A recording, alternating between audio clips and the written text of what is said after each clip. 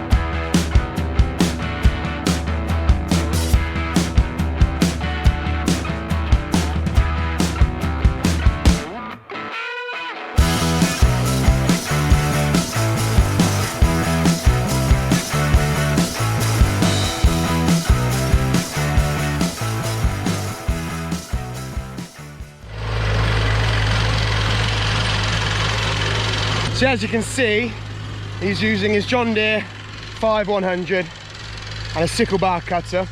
It's a wonder there's not more of this stuff grown in the UK. It makes an absolutely fantastic livestock feed. Protein content is about 18 or 19%. So for me, I use it for my pre-lambing feeding. Did away with the U-nuts, the 18% nuts. Saved a load of money this year feeding them this way. I just gave them ad lib alfalfa about 8 weeks before lambing time, and I've had a really good lambing. Lots of strong, healthy lambs. The ewes absolutely love the stuff. So yeah, it should definitely be encouraged to use more. It's absolutely fantastic stuff. So last year, my cousin managed to get 3 cuts of alfalfa throughout the season. Might not be so lucky this year, but fingers crossed for a good crop anyway. So yeah, fantastic stuff. I mean, if you look down here, just thick and full of goodness. So like I said, I've done away with bagged feed for the ewes. This is what they're on pre-lambing.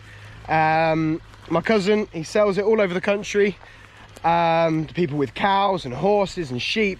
It really is a good all-round feed. Obviously high in protein, so it only needs to be fed at the right times, but I can't rate this stuff enough. I think it's fantastic. So I think what I'm going to do is come back in a couple of days when he's all rode up and probably get some footage of him baling. He's very excited because he's just bought a new baler. So yeah, I'll come back in a couple of days and show you guys this stuff being baled up.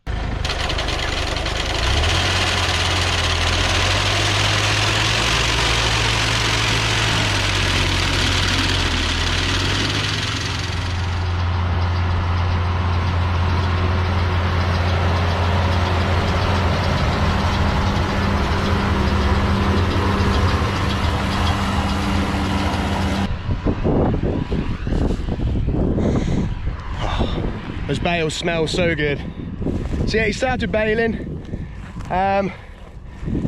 He's bought himself a Welger baler, second-hand Welger baler. Looks a good one. I don't think he's actually used it that much, so I'll pick his brains on it in a few minutes when we get a chance to have a little chat.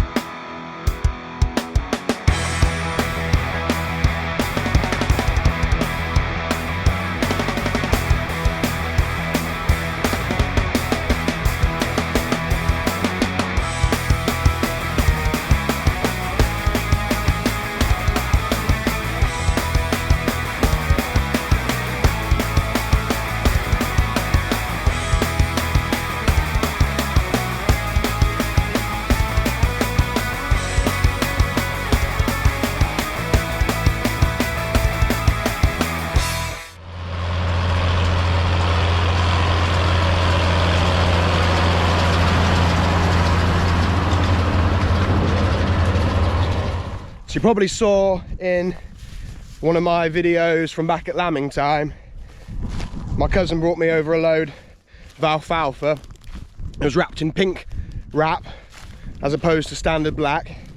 The pink wrap raised awareness for breast cancer, and a certain percentage of the sale of the wrap goes to charity as well. So that's a fantastic thing. I don't think this year he's managed to get any pink wrap, but he's got some purple wrap instead, which I think raises awareness for a different charity. I'm going to ask him which one that is when I have a chat with him.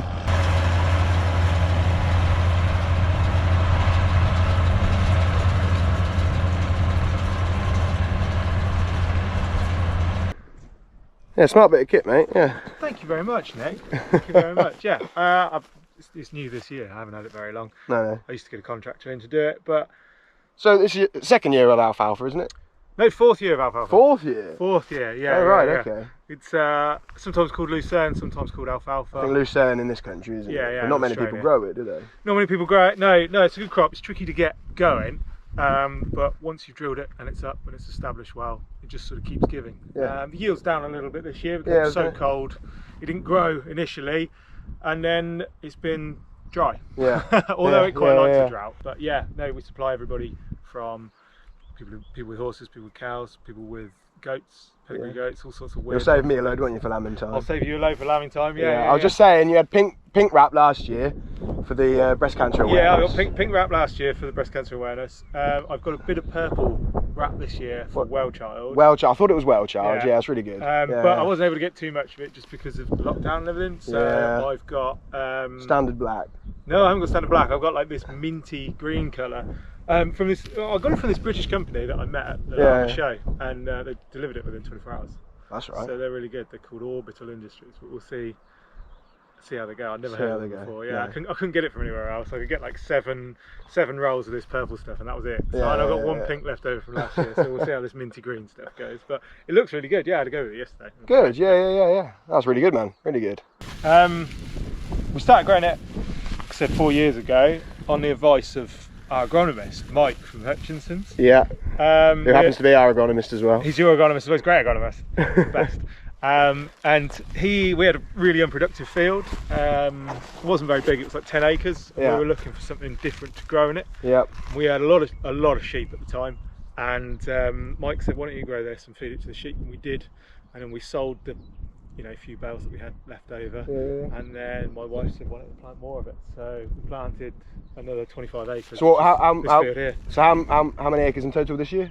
35, which doesn't sound like a lot, but we're not the biggest farm. But it can. Last year, 35 acres produced about 700 round bales. Yeah. It won't produce anywhere near that. Well, that was 3 cuts, wasn't it? Last year? 3 cuts last year. Yeah. And they're quite heavy bales as well, so you get all the material. These ones are heavier. Yeah, last year the round bales were about 400 kilos. So I can push a hay bale. I can't quite push an alfalfa. Yeah, you really won't be able to push these. that bale bales them up really tight. But I mean, the main reason we grow it is it's real. Like I say, it's tricky to establish, but once it's established, it's really easy. We focus a lot on the environment on this farm, and we keep bees as well. So we wanted something where we're not using any chemicals. So this has nothing on it. No, it doesn't. We don't put fertilizer on it because it naturally puts. I was going to say it's all natural. Yeah. And we don't put anything on it. There's no chemicals, there's no sprays, there's no nothing. There isn't really anything that you can use, and you definitely can't fertilize it. Alfalfa itself, or lucerne, is a legume. So as it grows and as you mow it, it releases nitrogen into the soil through nodes on its roots. Yep. So hopefully we'll plant this and keep it going for about 3 to 5 years, maybe even as long as 7, but probably 3 to 5. Yeah. And then afterwards we'll grow a really guilt-free crop of cereal. So hopefully this will have got on top of a lot of the grass weeds, black grass and things like that. Yep. And then no, it makes sense. It'll put nitrogen into the soil. Sort of a win-win then, isn't it? Sort of a win-win, and as for animal feed, you can't really get it dry like hay. Although it looks really dry now, it's still quite. Yeah, well, it's quite crispy, but I mean, last year it was almost like silage. But yeah, as for animal feed, it's really good. Protein levels minimum of 17, probably as high as 20, 22. Yeah. Well, very low sugar. Well, I said I didn't feed any bag feed to the ewes at lambing this year. I just gave them ad-lib alfalfa about 8 weeks pre-lambing, and they're happy as Larry. Strong lambs. Yeah, dead chuffed. It's great because it contains a lot of calcium, because its roots are really deep. The roots can go down as far as 20 metres, although this is quite heavy, so probably not quite as far as that. But they can pick up a lot of micronutrients from in the soil, bring them up. Those micronutrients are present in the leaf and the stem. The animals eat them, they get them in themselves. Really good for lactating animals, and really good for horses too, laminitic horses, because it's low, very, very low sugar. Yeah, I've given a little bit to our horses every now and then, but you've got to be a little bit careful. You've got to be a little bit careful because yours are a bit more native breeds. They are, yeah. But it doesn't contain huge amounts of sugar, but it does contain huge amounts of protein. So if it was on a human diet, it's low carbohydrate, high protein. So you could eat it, we could eat it. I think there is like supplements. You can buy like alfalfa oil and things like that. Yeah. But that's not what we're doing here. We're just growing it for animal feed. Good. Like yeah. Right, well, I'll let you crack on, man. It's good to come and see other people doing different things. Yeah. Obviously, your family, and you're just up the road, so. Yeah, and you guys use this, and. It's good to see where it comes from. Obviously, well, I know where it comes from. Yeah. You know what I mean. Get it on video. Show people what's going on. Yeah. Enjoy yourself, man. It's been good having you. Yeah. All right, dude. See you later, mate.